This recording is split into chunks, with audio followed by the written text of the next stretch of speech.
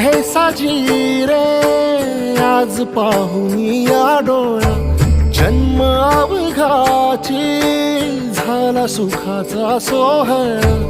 घेऊन कृपाळू करकटेवारी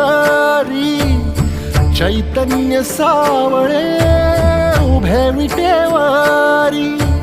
आज माहेरासी आलो आम्ही आनंदेना आलो निघता निघेना पाय माया सांग करू काय नको लोटू दूर